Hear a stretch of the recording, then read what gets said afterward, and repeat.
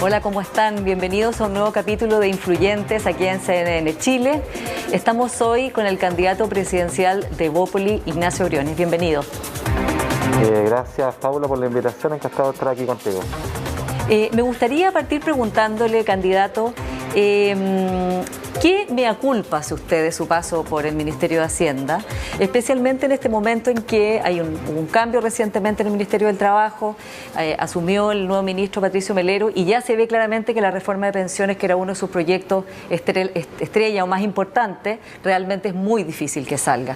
¿Se arrepiente usted de haber dejado el barco ahí a media, haberse abandonado ese barco y haberse dedicado a esta campaña presidencial en que tampoco está marcando mucho en las encuestas?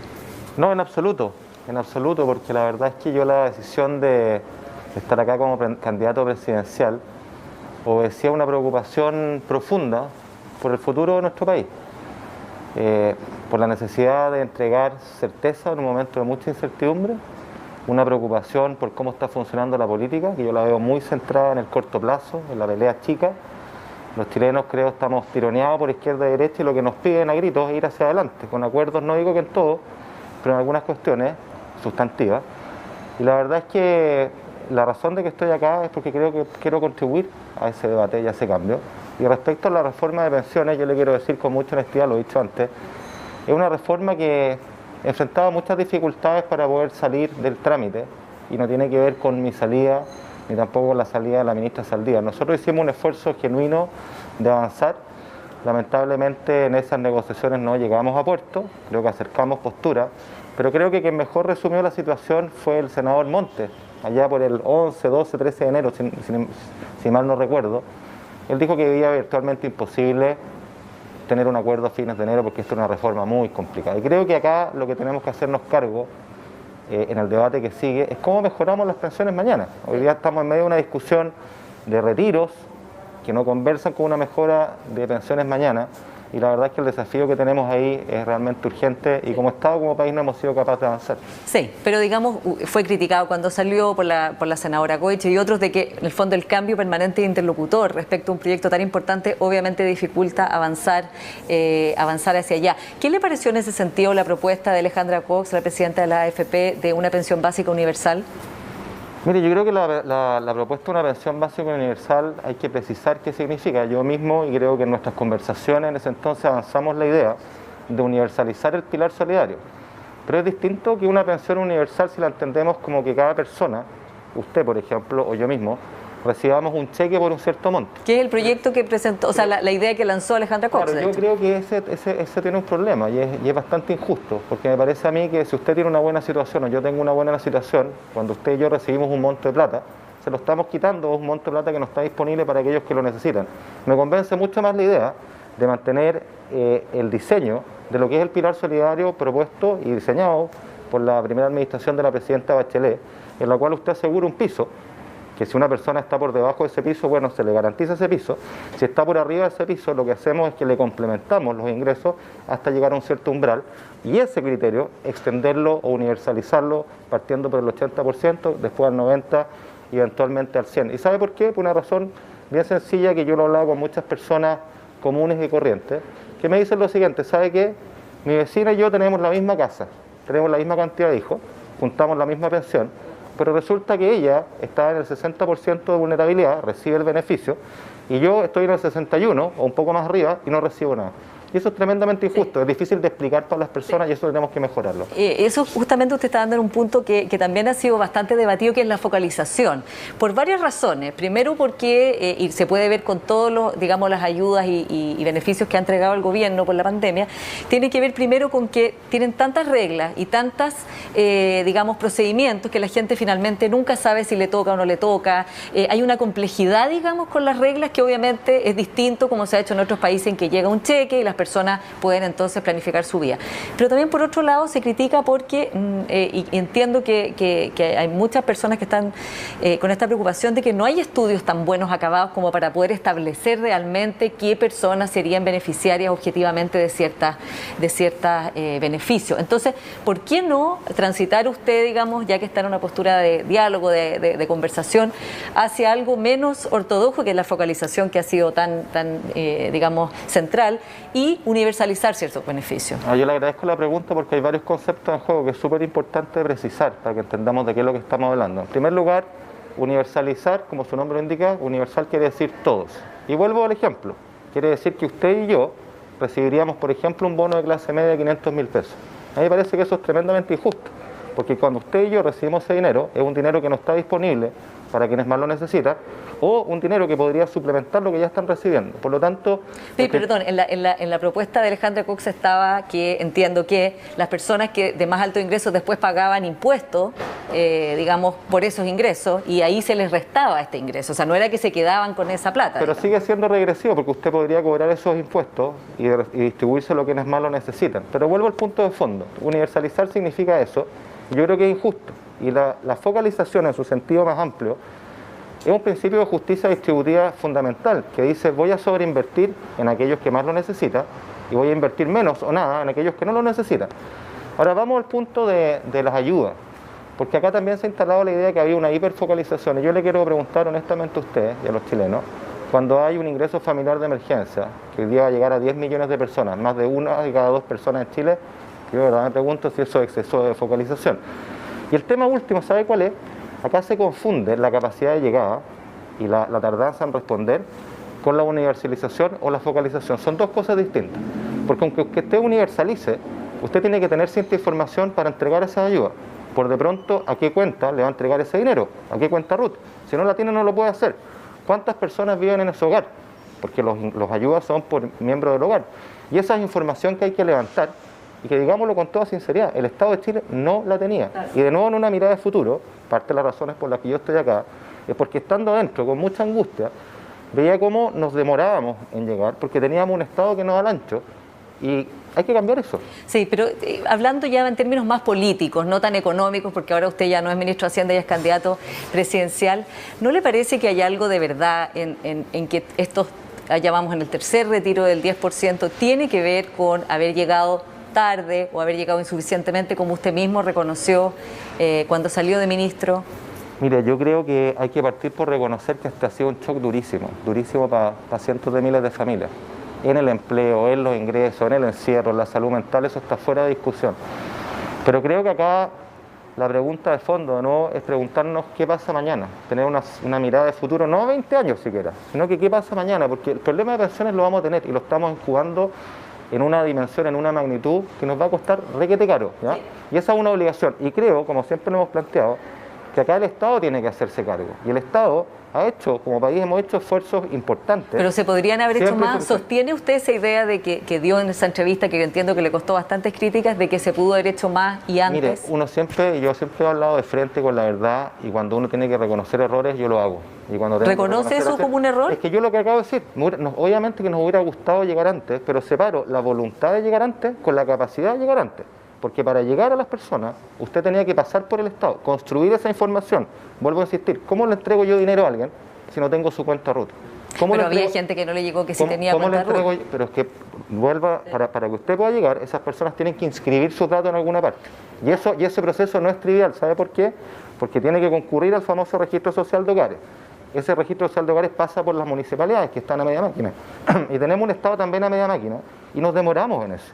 Pero eso habla también de las falencias que tenemos como Estado, sí. Y poniéndolo en positivo, mirando a futuro, a mí me convoca ver cómo arreglamos ese funcionamiento del Estado, cómo tenemos un Estado que de verdad sea ágil, que responda, que está al servicio de la ciudadanía, y parte de la enseñanza. Sí, pero hay un aprendizaje suyo, digo, ya que ahora quiere ser presidente de Chile, de decir, bueno, cuando las políticas sociales se demoran o no son insuficientes, provocan medidas que no son políticas públicas, que los expertos van a valorar como los retiros del 10%. Es que es peor que eso, es peor que saquémoslo del retiro, por favor, un segundo, y pensemos en cuál es el objetivo de la política pública. Sí, bueno, pero es que es un problema el retiro porque estamos a puertas del tercero. Es que yo lo quiero llevar de nuevo a futuro, porque yo estoy acá para hablar de futuro.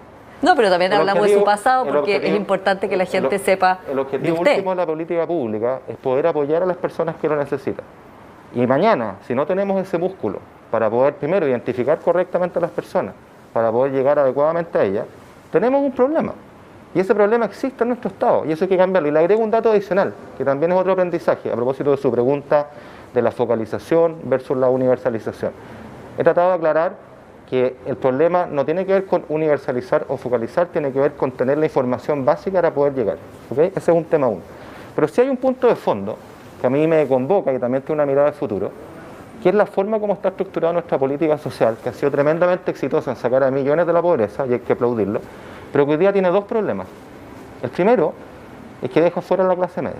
La clase media, yo lo he hablado con muchas personas, de norte a sur, cuando pudimos recorrer Chile, ahora no se puede, están en el jamón del sándwich y se sienten así, porque me decía a mí Alejandra en Alto Hospicio, demasiado rica para acceder a las ayudas del Estado en tiempos normales y demasiado pobre para el sector privado. Ese es el problema número uno. Pero el segundo, ¿sabe cuál es? Que es bien de fondo. Que nosotros como Estado hoy día estamos incentivando uno de los principales problemas que tenemos en Chile, que es la informalidad. ¿Y por qué?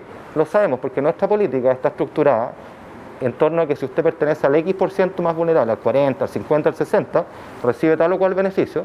Si usted trabajó y ganó más plata, queda afuera y pierde completamente el beneficio. Y eso hay que gradualizarlo. Sí, pero quiero aterrizar esto, digamos, que es, la gente puede esperar de usted, si es elegido presidente, que se comporte como se comportó como era ministro de Hacienda. Respecto de la ayuda social, respecto de la focalización, respecto de cuándo van a llegar las ayudas. La gente puede esperar de mí que me comporte como ministro de Hacienda, no, porque quiero ser presidente y no ministro de Hacienda. Sí, pero como fue usted. Pero en términos personales sí puede esperar que yo siempre voy a hablar de frente, con la verdad. No voy a vender la pomada, no voy a vender humo, no voy a hipotecar ni proponer cosas que no se pueden hacer. Porque sabe acá es súper fácil, y algunos que lo han intentado decir, miren, los 3 retiros tiene que asumirlos el Estado.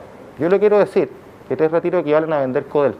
Y si uno le pregunta en la calle a alguien, ¿estaría dispuesto a vender Codelco, que también es plata a todos los chilenos, para entregarle hoy día 2 millones de pesos a cada chileno, que sin no, duda por un supuesto, alivio? pero eso es extremo. No es extremo. Ignacio, porque digo, hay otras digamos, de decir, se pude haber entregado las ayudas antes, menos engorrosamente, y como usted mismo dijo, se puede llegar antes, hubiera podido llegar antes y mejor. Voy a separar dos cosas. No es extremo por la siguiente razón, ¿no? Porque cuando a uno le plantean ese ejercicio, nuestra respuesta natural es no. ¿Y sabe por qué no? Porque todos vemos que si hacemos eso, vamos a quedarnos sin los ingresos de Codelco mañana. Es decir, hay un beneficio hoy día, que duda cabe que eso aliviaría a muchas personas, pero tenemos un costo mañana.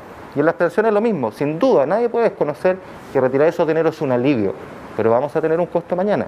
Y quienes estamos en esto, tenemos el deber de hacernos cargo y de mirar qué pasa mañana. Y respecto al Estado, por cierto, y es lo que me convoca, yo lo viví en carne propia, la lentitud, tenemos un Estado que con suerte es del siglo pero en XX. el dominio que era suyo, de su decisión, ¿por qué no dieron más ayuda más rápido?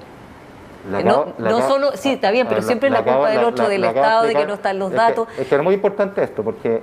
Digo, esto pasó en todo el mundo y otros países lo solucionaron de otras maneras. Es muy importante esto, porque acá no basta la buena voluntad para hacer las cosas. Uno tiene la voluntad y toma la decisión, pero una vez que usted toma la decisión, tiene que pasar la ley en el Congreso, tiene que ir a toma de razón, y luego tiene que pasar por el Estado para que esas ayudas bajen a tierra. Ya. Y yo le acabo de explicar que ahí tenemos un problema bien de fondo. Dentro de su grupo, de su conglomerado donde usted va a ir a la primaria, ¿por qué usted decidió postular? ¿No se sintió reflejado en las otras candidaturas? Porque hay varias y son, digamos, candidaturas que marcan bien en las encuestas, que tienen su trayectoria.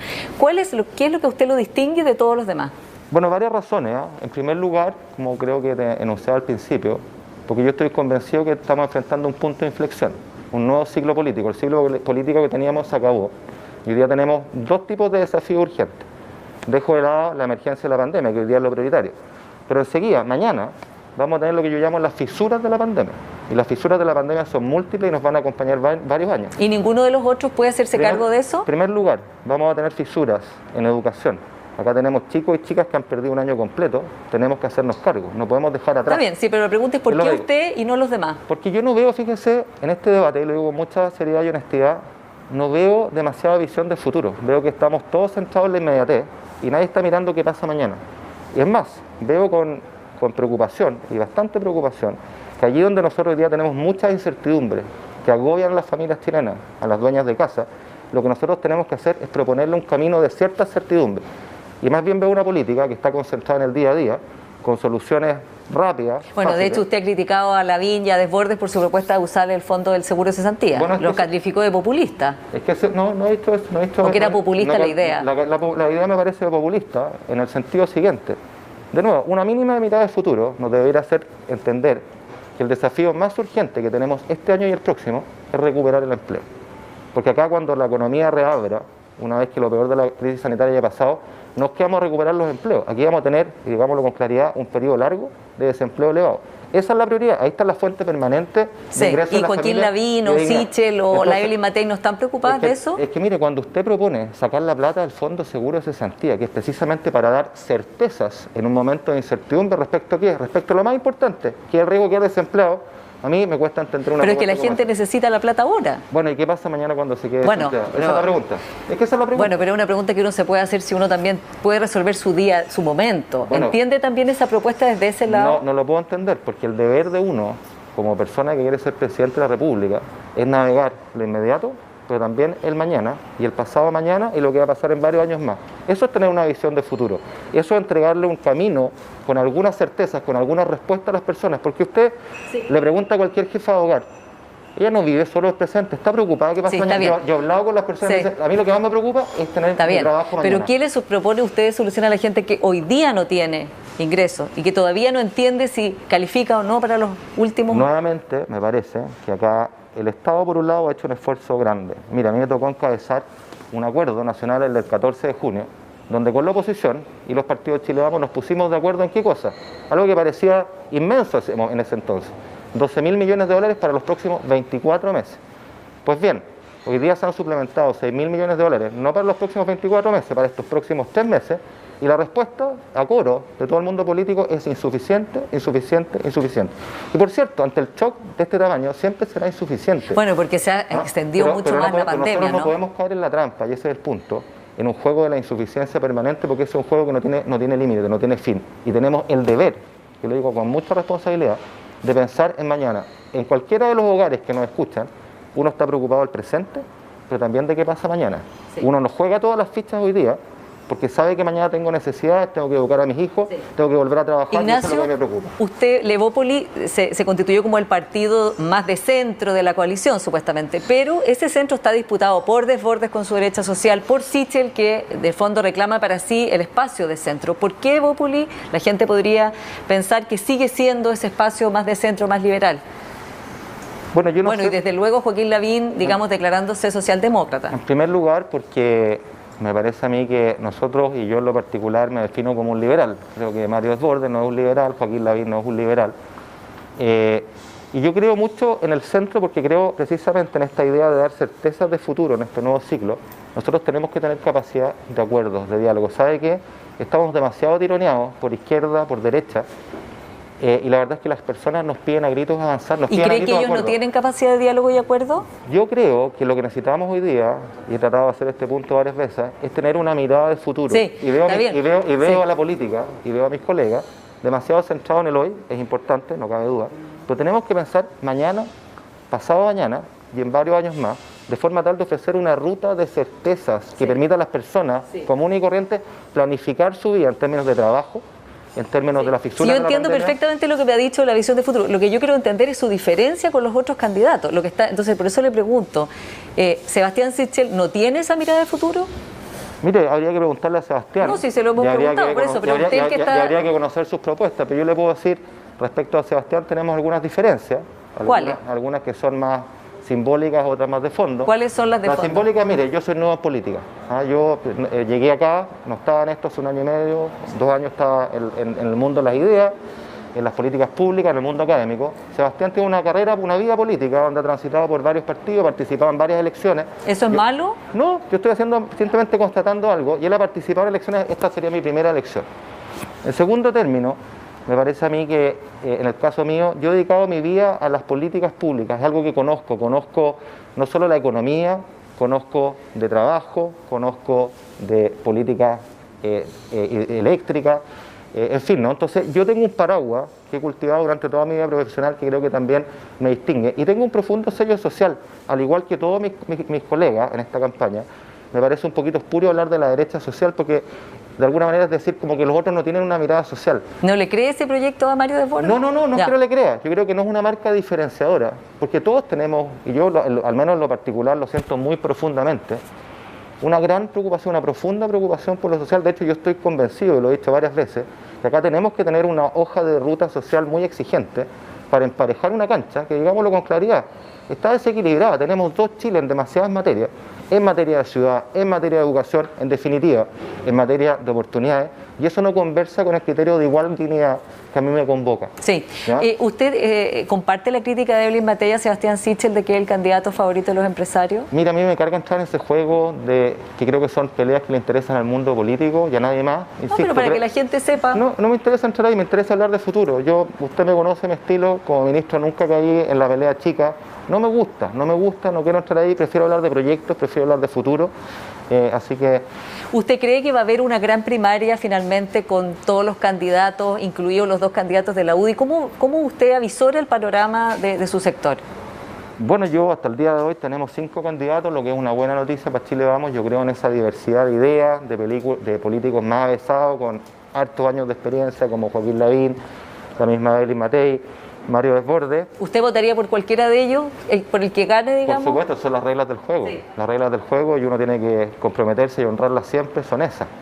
Uno apoya al que se resulte ganador, pero por supuesto yo creo que nuestro proyecto es distinto y por eso que estoy acá. Sí. Estoy impulsando mi candidatura con mucho entusiasmo, con mucha convicción y sobre todo en el plano de las ideas y de ideas de futuro. Justamente en el plano de las ideas y de esa definición liberal que ha hecho usted de su... ¿No le complicó el acuerdo para la elección de convencionales, el acuerdo, la alianza con republicanos? Si hubiera dependido de usted, ¿la habría hecho? Por supuesto me complicó, y yo lo he dicho varias veces. Creo que José Antonio Kast, como él mismo se ha definido, alguien que está fuera de Chile Vamos, pero también soy respetuoso de las decisiones institucionales que los partidos tomen. ¿No hay límites para un partido liberal en ese sentido? Mire, lo vuelvo a decir, a mí me complica porque siento que tenemos pocas cosas en común con José Antonio Kast. Hay algunas cosas que sí, pero tenemos diferencias muy marcadas en ciertos ámbitos. Si usted me pregunta mi sensación personal, sí, yo no me siento grato con eso, pero vuelvo a insistir, yo soy respetuoso de las instituciones y de las decisiones institucionales y democráticas que los distintos partidos tomaron, incluyendo Bópoli. Estamos en este minuto en el peor momento de la pandemia. ¿Usted cree que hubo exitismo de parte del gobierno al no comunicar, digamos, adecuadamente el nivel de riesgo que enfrentábamos a pesar de que había vacuna? Muy difícil decirlo, mire, yo creo que ha habido errores, claramente. ¿Cuáles? Ha habido errores de facto, ¿no? O sea, hoy día tenemos un momento crítico, pic, que se nos vino encima. Creo que evidentemente si uno tuviera como que retroceder... ¿Sí? ¿Qué haría distinto si usted hubiera sido presidente? No, mira, yo soy súper humilde en esto porque no soy experto sanitario primero. Sí, pero si fuera presidente te habría tenido que lidiar con esto. No, que ¿sabe qué? Yo soy súper respetuoso aquí de la comunidad científica y de nuestras autoridades. Creo que parte del problema que hemos tenido en la pandemia es que cada cual se siente un experto sanitario y cuando cada cual tiene su propia política sanitaria, como país dejamos de tener una política sanitaria. ¿Y cuáles errores hubo? Entonces yo creo que acá ha habido errores que valdrá la pena evaluar después. Pero es importante saber ahora cuál es su evaluación. Mira, mi evaluación, nuevamente, si uno ve a la luz de los hechos hoy día, que tuvimos que correr una elección, evidentemente hay decisiones, ¿no es cierto?, con espejo retrovisor, es más fácil verlo hoy día, que podrían haber sido distintas. Creo que ha habido casos de éxito muy potentes respecto a la vacunación. Me tocó participar en ese proceso como miembro del comité político, asegurando los fondos como ministro de Hacienda. Pero ¿sabe qué? Yo creo que en este momento, más que sacar esas cuentas, si el error, si no sé qué, porque todos disparan, creo que es un momento de unidad, porque la situación es crítica, y las cuentas y la responsabilidad habrá que verlas después, en todo orden de cosas, en lo sanitario, en lo económico. Yo diría, vamos para adelante, dejémonos de la pelea chica, asumamos las responsabilidades que tenemos, pero en este momento es el momento de la unidad. Sí. Ignacio, espérenos un minutito, vamos a ir a una pequeña pausa y ya volvemos con Influyentes acá en CNN Chile. Espérennos.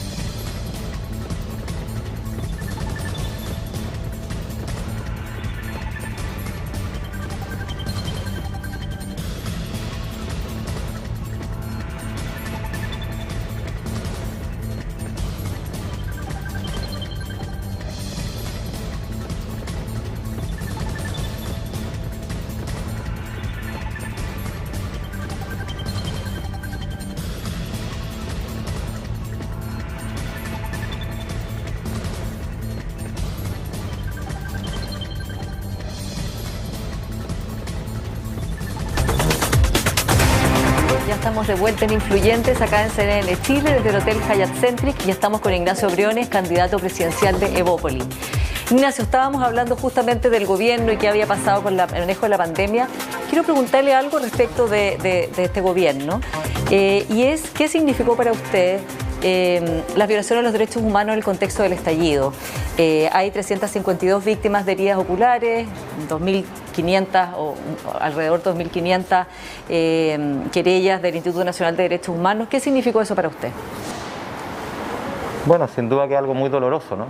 Porque es algo que ocurrió y del cual uno tiene que hacerse cargo. Ahora, yo creo que es importante en este debate, precisamente porque se trata de un tema fundamental. Los derechos humanos es lo más importante que tenemos. Es poder tratar el tema con altura de mira y no confundir las cosas. ¿En qué sentido? Porque acá hay quienes confunden. Cuando hay violaciones de derechos humanos, hay quienes automáticamente lo llevan a una política sistemática de violación de derechos humanos, como que hubiera una intencionalidad y un diseño o una estrategia detrás.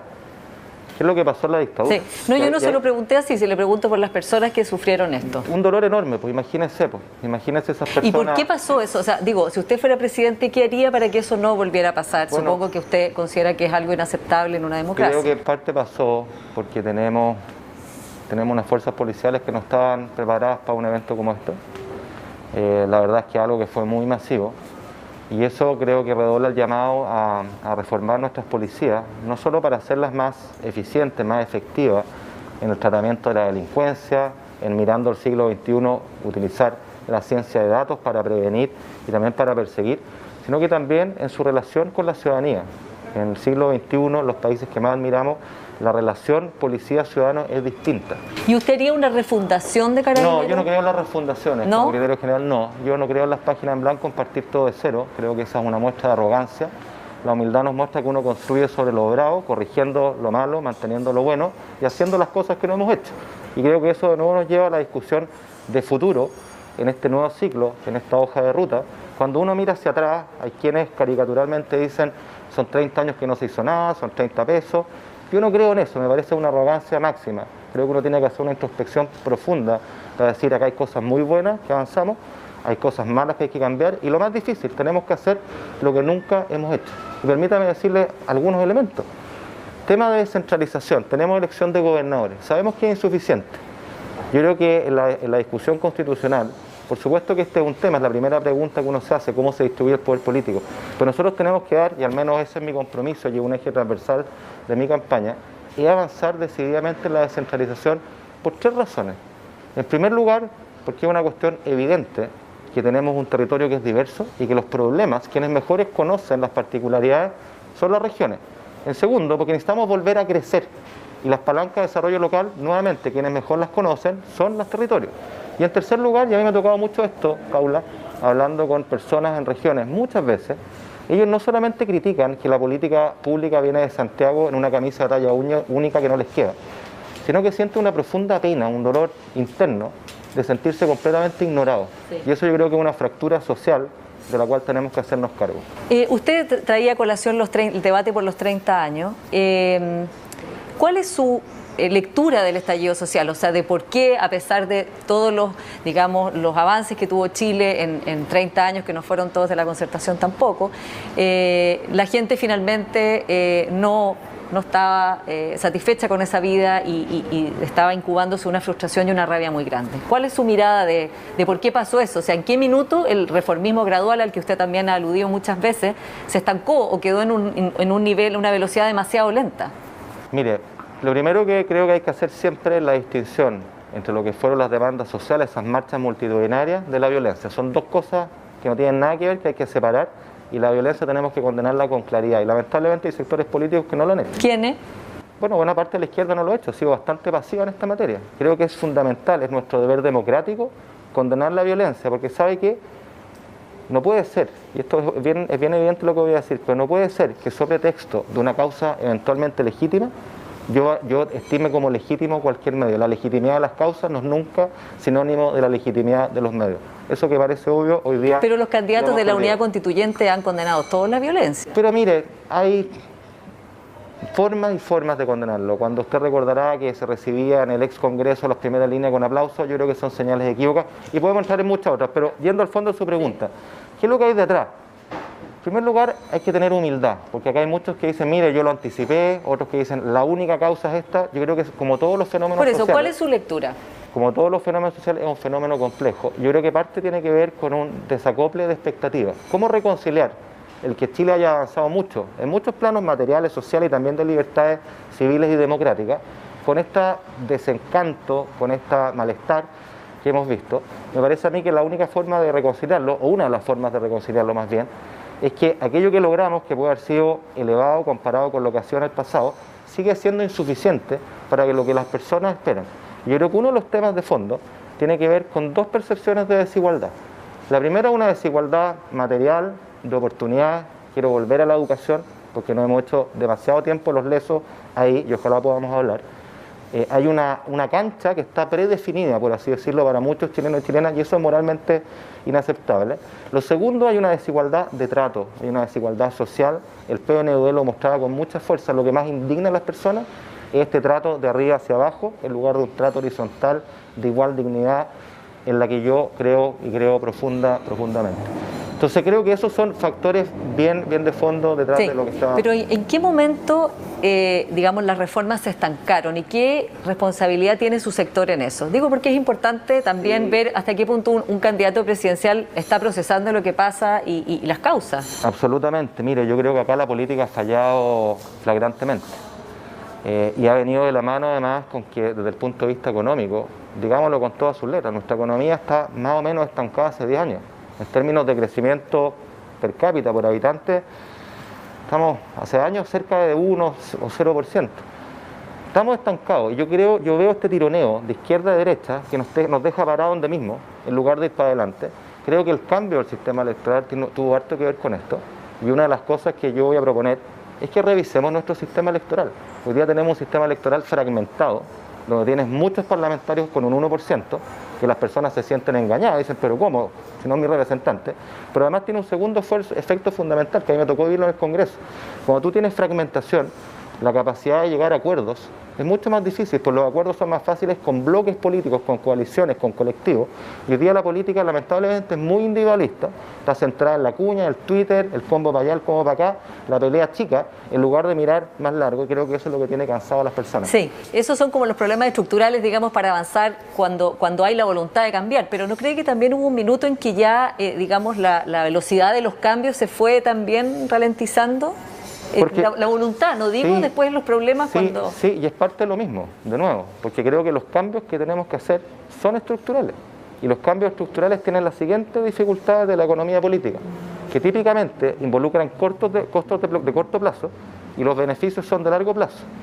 Entonces los incentivos del mundo político, ¿cuál es? Es achutear el problema, porque se van a comer el costo y el beneficio lo va a tener otro. Y para poder arreglar eso, usted tiene que generar incentivos para que la clase política y el mundo político busque acuerdos, y yo me comprometo y quiero ser la persona de los acuerdos, para mirar más largo, porque sabe que acá tenemos una oportunidad única en esta crisis, en toda crisis hay una oportunidad de poder hacer estos cambios, y yo veo con terror muchas veces que nos podemos farrear esta oportunidad. Creo que no tenemos perdón de Dios si nos farreamos esta oportunidad. ¿Y qué sería farrearla? Farrear, por ejemplo, es seguir en esta lógica de la pelea del combo, la cuestión chica, la inmediatez, para no decir las ventas de pomada, las promesas que no se pueden cumplir, porque cuando usted promete lo que no se puede cumplir, cuando usted promete el paraíso, sabiendo que eso es el infierno, la desconfianza, que ya hoy día es máxima en la política, solo puede exacerbarse. ¿Y eso usted lo ve en derecha y izquierda? Sí, absolutamente, pero es parte de lo mismo, de la misma pregunta que usted me hacía. Estamos estancados hace un buen rato, y estamos estancados ¿en qué sentido? En que no hemos sido capaces de llevar adelante cambios profundos, y eso tiene una razón detrás. Estamos tironeados por izquierda y derecha, y tenemos que ir para adelante. Mire, volvamos a la reforma de pensiones. Si más allá de la responsabilidad de acá, llevamos 8 años discutiendo, sabemos que tenemos que mejorar las pensiones. ¿No cree que hubiera sido mejor aprobar la reforma de la presidenta Bachelet y se habría solucionado el problema? Bueno, con ex post, claro que sí, y también hubiera sido bueno que el Senado hubiera aprobado el acuerdo que sacamos de la Cámara, pero eso es política ficción. Yo nuevamente, mi invitación es a futuro, a mirar para adelante, sí, y en este futuro exigente, audaz, necesitamos acuerdos, nadie se lo puede solo. Usted en su programa respecto a educación plantea que la educación pública sea mejor que la privada, ni siquiera igual, sino mejor, lo cual es muy central, digamos, a igualar la cancha, como dice usted. ¿Cuánto porcentualmente más pretende invertir en educación concretamente para lograr eso? Porque hay una diferencia, digamos, de gasto por alumno en el sector privado y el público gigante. Mire, ¿sabe qué? Súper buena la pregunta, porque esto captura bien el eje central de lo que hemos estado hablando, una mirada de futuro. Cuando uno dice, quiero que la educación pública, municipal, ¿no es cierto?, hoy día desmunicipalizada, más particular subvencionada, que recibe aporte del Estado, eso se llama público, uno tiene el sueño, la aspiración de que sea mejor que la privada. Uno pone una meta ambiciosa y en esta meta uno tiene que construir una hoja de ruta con estaciones intermedias. El tema, si bien es de recursos, no es solo de recursos. Yo le quiero decir que hoy día en educación escolar estamos gastando 250.000 pesos en promedio por alumno si uno toma las subvenciones más lo que es el ministerio propiamente tal. Todos los estudios muestran que hay un cierto... Pero incluye el gasto del ministerio, el gasto administrativo. Por supuesto. Ya. Pero no es gasto puro en el alumno. Así es, pero eso es lo que estamos gastando a grandes rasgos. Ya ha subido mucho. ¿Dónde está el problema de fondo hoy día? Que nuevamente es una obviedad lo que voy a decir. Está en el aula. Y está en el aula por dos razones. Primero, por los currículums, cómo estamos enseñando. ¿Quién se está haciendo la pregunta de cuáles son las capacidades que necesitamos para el siglo XXI? Los chicos, las chicas, ¿qué tienen que tener? ¿Qué capacidades tienen que tener para enfrentar un siglo XXI que ya llegó hace mucho rato? Eso es lo increíble. Cuando uno habla del siglo XXI parece futuro, pero estamos en medio del siglo XXI y nos está pasando por el lado. Y los países que más admiramos están en una reflexión que es la siguiente: enseñémosle a los niños a pensar autónomamente, enseñémosle a conversar, a dialogar, a trabajar en equipo, a innovar. ¿Estamos haciendo algo de eso en Chile? No, ¿no es cierto? Pero solo para que me conteste la pregunta, ¿va a subir el gasto en educación o no? Y voy a ese punto. Y luego el segundo punto fundamental tiene que ver con nuestros profesores. Hoy día sabemos que vamos a tener un déficit de profesores, 25.000 en los próximos 4 años, pero además tenemos un problema de calidad de los profesores. Y aquí yo no estoy criticando a nadie. Estoy simplemente constatando que hoy día para entrar a pedagogía no estamos capturando los mejores puntajes. ¿Qué hay que hacer aquí? Dos cosas. En primer lugar, incentivar que los mejores puntajes vengan a pedagogía. ¿Y cómo? Por ejemplo, pagándoles un sueldo mientras estudian y mejorando las rentas cuando sean profesores, ofrecerles una carrera de futuro. O sea, subsidiar después el sueldo. Por supuesto, ya. Valorizando, pero contra calidad, porque esa es la clave, calidad. ¿Medida cómo? Hay varias métricas, ¿no? Hay varias métricas. Y en el intertanto, ¿qué hacemos? Porque usted dice esto, me demoro años en formar. Mire, propuestas audaces. ¿Por qué no abrimos un concurso internacional para atraer profesores de afuera, los mejores profesores de afuera? Hemos hablado de inmigración. ¿Por qué no hacemos lo que hacen los países que más admiramos? Que dicen, oye, ¿qué capacidades me faltan en Chile? Mira esta. Hagamos un concurso, gastemos las lucas que necesitemos para atraer a los mejores profesores a nuestras escuelas y así mejorar la calidad de la educación. Eso se lo debemos a nuestros niños. Ahí está su libertad, ahí están sus proyectos de vida. Ignacio, usted ha dicho que su gobierno sería pro mercado y no pro empresario. ¿Cuál es la diferencia? Es fundamental, parece sutil, pero es de fondo. Quienes creemos en el mercado defendemos el mercado como funcionamiento con el consumidor al frente. Quienes defienden a las empresas pueden ser muy defensores de empresas particulares, pero eso no conversa con el mercado. Por ejemplo, en el mundo se ha instalado la discusión sobre el capitalismo crónico, que es este capitalismo de amigote, ¿ya? México, por ejemplo, es un país bien emblemático en esta materia, donde usted puede defender a grupos empresariales, pero esos grupos empresariales, si concentran mucho poder, si tienen prácticas anticompetitivas, son lo contrario del mercado que uno quisiera, bien competitivo, bien innovador y sobre todo que defienda siempre al consumidor, que ponga al consumidor en el centro, que sea él quien gane. ¿Y cómo va usted a sancionar entonces de manera distinta, como se ha sancionado ahora, los abusos, las colusiones? Usted mismo dijo que Ponce Lerú en Estados Unidos estaría preso, sí. Aquí no. Bueno, concretamente, si usted es electo presidente, ¿por qué eso va a ser distinto? Porque hay que seguir en esta vía. Mire, primero, en materia de colusión, y yo esto lo he reconocido siempre públicamente, en 2016 la presidenta Bachelet y el ministro Céspedes pasaron una muy buena ley que hoy día sanciona la colusión con cárcel, como debe ser, ¿ya? No hemos visto casos y siempre nos quedamos con el pasado porque no ha habido nuevos casos a la luz o en el marco de esta nueva ley. Pero cuando los haya, por infracciones producidas después del 2016, van a tener cárcel. Y eso es muy importante. Ponce Lerú, cuando yo hice esa declaración, y la hago con responsabilidad porque él fue condenado culpable de esos delitos, nuestro estándar legal no permitía que él se fuera preso. Cambiamos esa ley, me tocó encabezar esa ley. Y hoy día yo le quiero decir con mucha claridad, esta ley fines de enero, se promulgó ahora en marzo, con esos mismos delitos hoy día significan cárcel. Y hay que seguir avanzando en eso, en materia tributaria, por ejemplo, yo creo. Sí, su proyecto de exenciones, digamos, con su comité de 18 personas quedó guardado. No, estamos empujando para que no. Está guardado en un cajón ahora. Y si no lo vamos a poner nosotros con mucha fuerza. Pero mire, en materia de evasión tributaria, que es un delito, hoy día, ¿cuál es la práctica? ¿Cuál es la doctrina? Es básicamente llegar a un acuerdo con el infractor para recuperar la plata. Yo creo mucho más en el esquema norteamericano. El que va a impuestos se va preso. Corta, porque ¿sabes qué? Y eso a propósito de lo que tú me decías del estallido. Otra de las causas profundas que hay detrás, creo yo, esta sensación de desigualdad ante la ley. Y eso es fatal para la democracia, es fatal para la confianza, es fatal para los mercados. Yo creo en los mercados, soy partidario del mercado porque es la forma de asignar recursos, de generar riqueza y de proteger a los consumidores. Pero cuando el mercado se deslegitima, bueno, la verdad es que tenemos un problema. Entonces, la igualdad ante la ley es muy fundamental asegurarla y hay que seguir en esta vía de mejorando el estándar sancionatorio para que infracciones al mercado, infracciones a la buena fe, tengan la sanción que corresponde.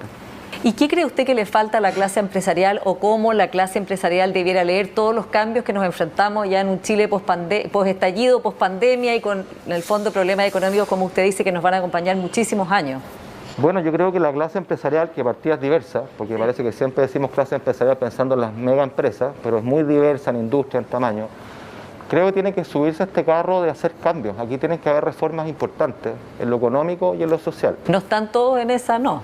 Yo creo que no, como todo en la vida, hay quienes sí y quienes no. Pero miren, nosotros hemos hecho una propuesta, un planteamiento que creo que apunta en esta dirección, que es crear un Consejo Económico y Social permanente, que es un foro donde está el Estado, están los empresarios grandes y chicos, están los trabajadores de empresas grandes, chicas, y está la sociedad civil. Y por supuesto esto tiene participación regional o replicación regional, de forma tal va a tener un espacio institucional y permanente para discutir cuestiones como cómo vamos a recuperar la participación laboral femenina y las brechas salariales. ¿Cómo nos hacemos cargo? Esa es una fisura de la pandemia.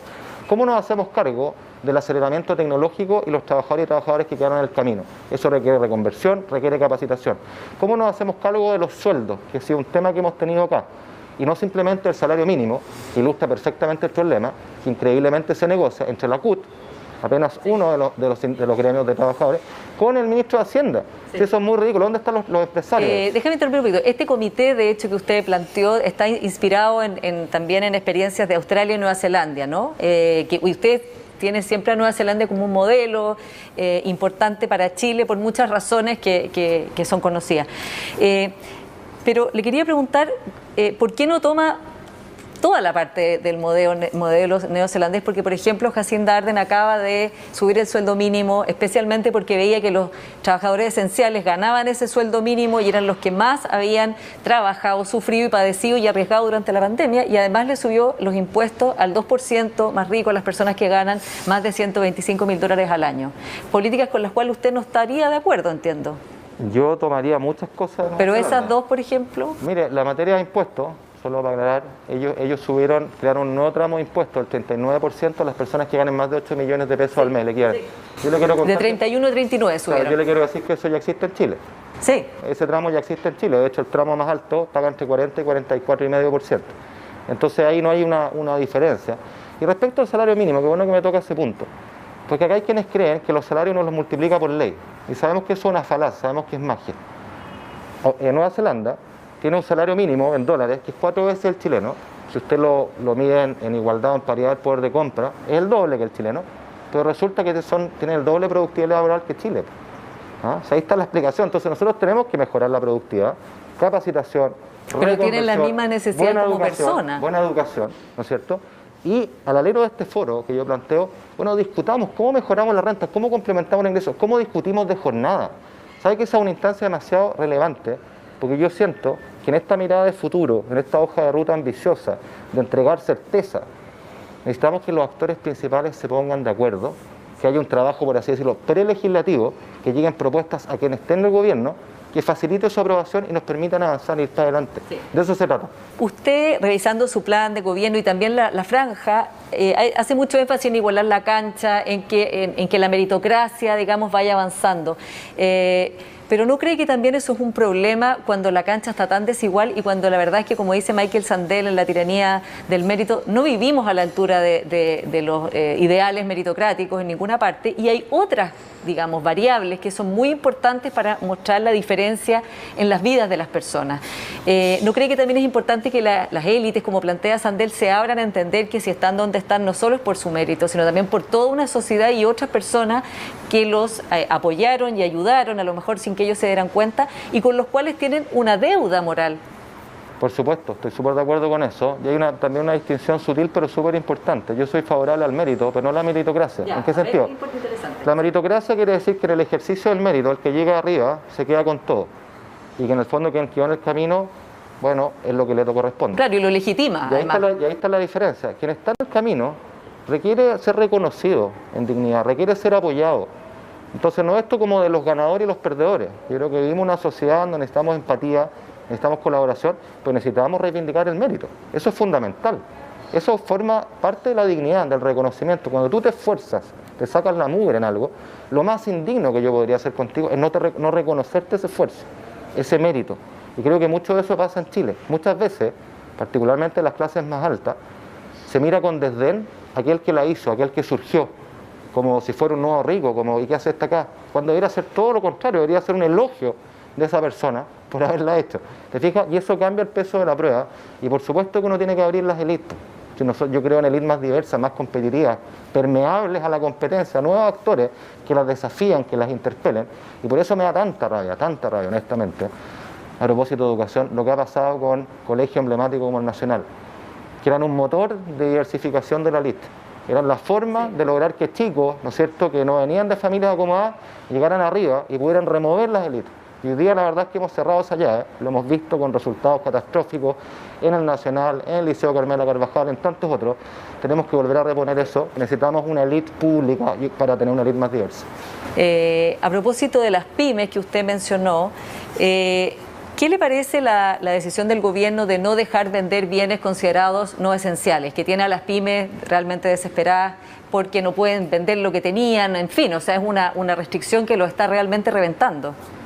Bueno, no conozco el detalle, pero a mí me cuesta entenderla por un lado. Sí, pero ya dieron la lista en todo caso, de qué se puede vender, y vio las fotos de los supermercados sellados en que no se pueden comprar zapatillas o parcas. A mí honestamente me cuesta entenderla por un lado, porque de partida ya definir lista de productos es como súper raro, es como la de Irinco. Después vamos a fijar precios, no sé. No creo en esa lista cerrada. Sí creo que uno debería potenciar los medios de compra, porque lo que queremos evitar es aglomeraciones masivas. Pero hoy día, producto de la pandemia, se ha desarrollado también las ventas online, las ventas a distancia, hay un montón de servicios que traen estos productos. Y además creo que esto le pega particularmente a las pymes, ¿no es cierto? Porque las empresas más grandes, retail, tienen de todo un poco.